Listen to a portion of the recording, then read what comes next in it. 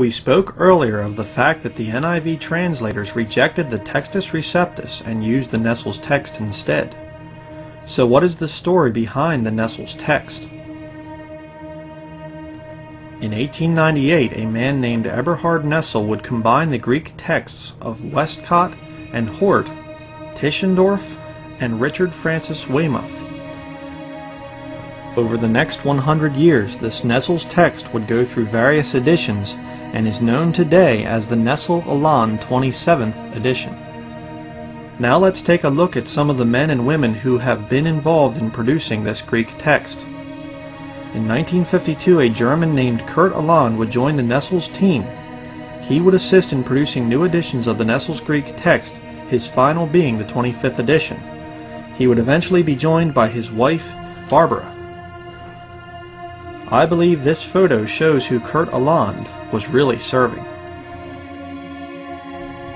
Now let's look at another man who was involved with the Nessel's text. His name is Bruce Metzger. Bruce Metzger was a professor at Princeton Theological Seminary. He was also one of the creators of the New Revised Standard Version. At his death in 2007, Princeton Theological Seminary would write,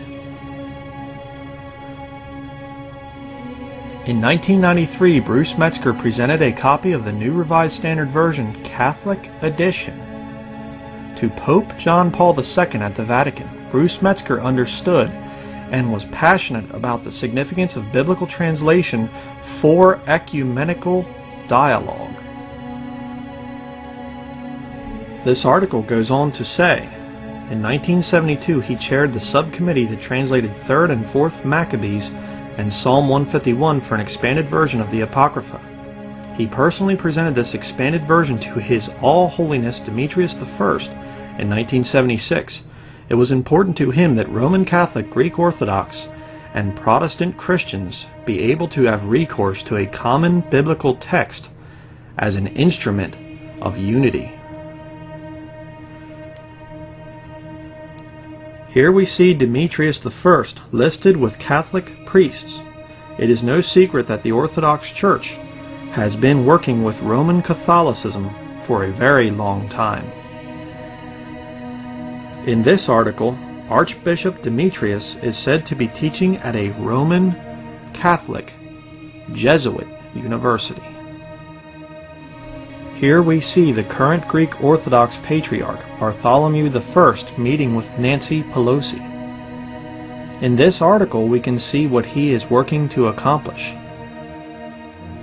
His All Holiness has worked tirelessly for reconciliation among Christian churches and acquired an international reputation for raising environmental awareness throughout the world.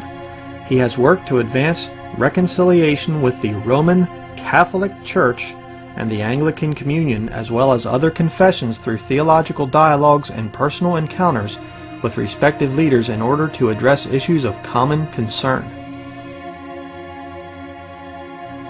Why would a supposed Christian like Bruce Metzger work with and for these enemies of Jesus Christ?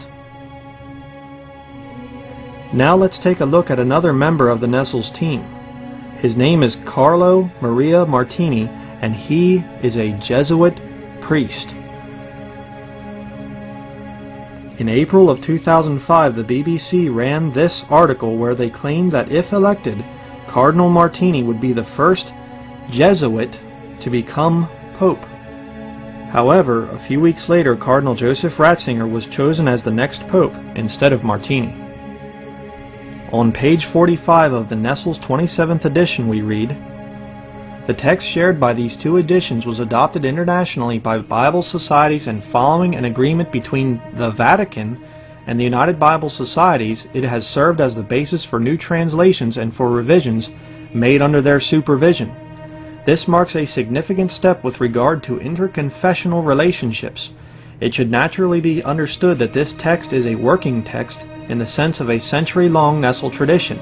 It is not to be considered as definitive, but as a stimulus to further efforts towards defining and verifying the text of the New Testament. For many reasons, however, the present edition has not been deemed an appropriate occasion for introducing textual changes. One can only be left to wonder what the Jesuit Cardinal Cardinal Martini has planned for the next edition of the Nessel's text. Next, we'll take a look at this Jehovah's Witness Greek Interlinear New Testament. On pages 8 through 9, we read about what text is used by the Jehovah's Witnesses to produce their corrupt New World Translation. The Greek text that we have used as the basis for the New World Translation is accepted, Westcott and Hort Text 1881, by reason of its acknowledged excellence, but we have also taken into consideration other texts, including those prepared by D. Eberhard Nessel, the Spanish Jesuit scholar José María Bover, and another Jesuit scholar, A. Merck. The UBS text of 1975 and the Nessel-Alon text of 1979 were consulted to update the critical apparatus of this edition. The preface of this Catholic New American Bible shows that they also use the Nessel's text as the basis for their translation.